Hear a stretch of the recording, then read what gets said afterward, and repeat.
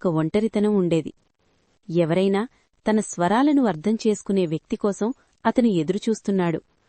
ఒకరోజు సముద్రతీరంలో సాయంత్రం సూర్యాస్తమయం చూస్తూ గిటార్ వాయిస్తున్నప్పుడు అక్కడికి అనన్య అనే అమ్మాయొచ్చింది. ఆమె మెల్లగా ఆగి అతని సంగీతాన్ని ఆస్వాదించింది. పాట ముగిసిన తర్వాత ఆమె చప్పట్లు కొట్టింది. ఆ ఒక్క క్షణం విహాన్ జీవితాన్ని మార్చేసింది. నీ సంగీతం చాలా హృదయాన్ని తాకింది అని అనన్య చెప్పింది. ఆ మాటలు విహాన్ హృదయాన్ని తాకాయి. ఆ రోజునుండి వారు ప్రతిరోజూ అదే చోట కలుసుకోవడం ప్రారంభించారు. విహాన్ సంగీతం, అనన్య మాటలు ఇవి కలిసి ఒక అందమైన అనుబంధాన్ని నిర్మించాయి. అనన్యకి సముద్రం అంటే చాలా ఇష్టం. సముద్రంలాగా ప్రేమ కూడా అంతులేనిది కావాలి అని ఆమె చెప్పేది. విహాన్ ఆమె మాటలను గుండెల్లో దాచుకున్నాడు. అతని ప్రతి కొత్త స్వరంలో అనన్య ప్రతిబింబించేది. కొద్ది కాలానికే వారి స్నేహం ప్రేమగా మారింది. ఒకరోజు అలలు తీరాన్ని తాకుతున్న శబ్దాల మధ్య విహాన్ తన ప్రేమను వ్యక్తం చేశాడు. నా ప్రతి స్వరం నిన్నుకోసమే పుట్టింది అని అన్నాడు. అనన్య కళ్లలో ఆనందం మెరిసింది. నువ్వే నా హృదయ సంగీతం అని ఆమె అంగీకరించింది. అలా వారి ప్రేమ రోజురోజుకీ మరింత బలపడింది. కాని ఒక అనుకోని సంఘటన వారి జీవితాన్ని మార్చేసింది. అనన్య కుటుంబం విదేశాలకు వెళ్లాలని నిర్ణయించింది. ఈ వార్త ఇద్దర్నీ తీవ్రంగా బాధపెట్టింది. విడిపోవాల్సిన రోజొచ్చింది. సముద్రతీరంలో చివరిసారి కలుసుకున్నారు. గాలికూడా ఆ రోజు బాధతో నిండిపోయినట్టు అనిపించింది. నువ్వు దూరంగా ఉన్నా నీ సంగీతం నా హృదయంలో వినిపిస్తూనే ఉంటుంది అని అనన్య కన్నీళ్లతో చెప్పింది. విహాన్ తన గిటార్ తీసుకుని ఒక కొత్త స్వరం వాయించాడు. ఈ పాట నీకోసం ఎప్పటికీ అన్నాడు. ఆ స్వరం అనన్య హృదయంలో శాశ్వతంగా నిలిచిపోయింది. సంవత్సరాలు గడిచాయి. విహాన్ ఒక ప్రసిద్ధ సంగీతకారుడిగా మారాడు. కాని అతని ప్రతి కచేరీలో ఒక ప్రత్యేకమైన పాట ఉండేది. అది అనన్య కోసం వాయించే స్వరం. ఒకరోజు అతని కచేరీకి అనన్య వచ్చింది. చాలా సంవత్సరాల తర్వాత అదే స్వరం వినిపించగానే ఆమె కళ్లలో కన్నీళ్లొచ్చాయి.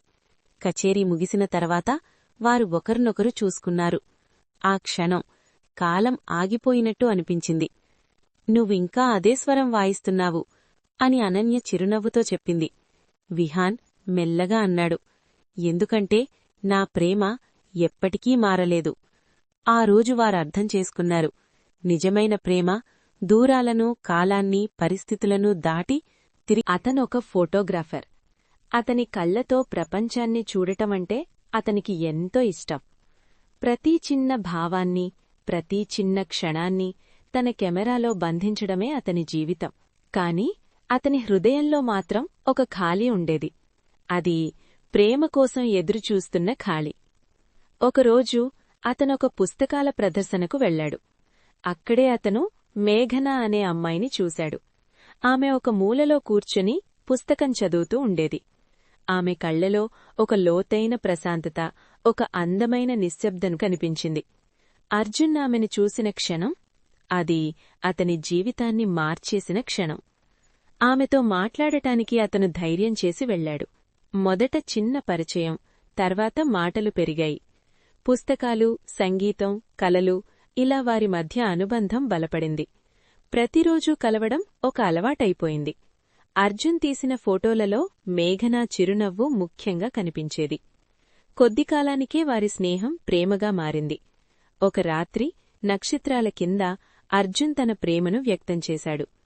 నీతో ఉన్న ప్రతి క్షణం నా జీవితంలో ఒక అందమైన చిత్రంలాంటిది అని చెప్పాడు. మేఘన చిరునవ్వుతో నువ్వే నా కథలోని అందమైన అధ్యాయం అని అంగీకరించింది. వారి ప్రేమ చాలా సంతోషంగా సాగింది. కాని ఒకరోజు మేఘన ఒక నిజం చెప్పింది. ఆమెకొక తీవ్రమైన అనారోగ్యం ఉందని. ఈ విషయం విన్న అర్జున్ ప్రపంచం ఒక్కసారిగా ఆగిపోయినట్టయింది. అయినప్పటికీ అతను ఆమెను మరింతగా ప్రేమించాడు. ఆమె ప్రతిరోజూ నవ్వాలని, ప్రతి క్షణం ఆనందంగా గడపాలని ప్రయత్నించాడు.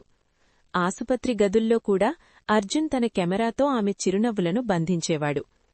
నువ్వు తీసిన ప్రతి ఫోటోలో నేను ఎప్పటికీ బతికే ఉంటాను అని మేఘన ఒకరోజు చెప్పింది. ఆ మాటలు అర్జున్ హృదయాన్ని తాకాయి. రోజులు గడుస్తున్న కొద్దీ మేఘన ఆరోగ్యం క్షీణించింది. ఒక రాత్రి ఆమె అర్జున్ చేతిని బిగిగా పట్టుకొని, నన్ను మరిచిపోకు, కాని నువ్వు నవ్వుతూ జీవించాలి అని చెప్పింది. అర్జున్ కన్నీళ్లతో ఆమెను చూస్తూ, నీ ప్రేమతోనే నేను జీవిస్తాను అన్నాడు.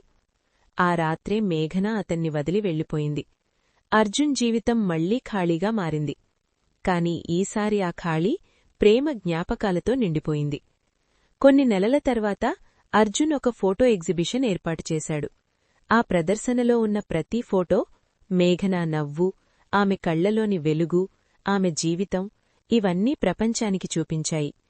ఆ ప్రదర్శన పేరు ఎప్పటికీ నిలిచే ప్రేమ. అర్జున్ అర్థం చేసుకున్నాడు, ప్రేమ అనేది ఎప్పటికీ ముగేదు.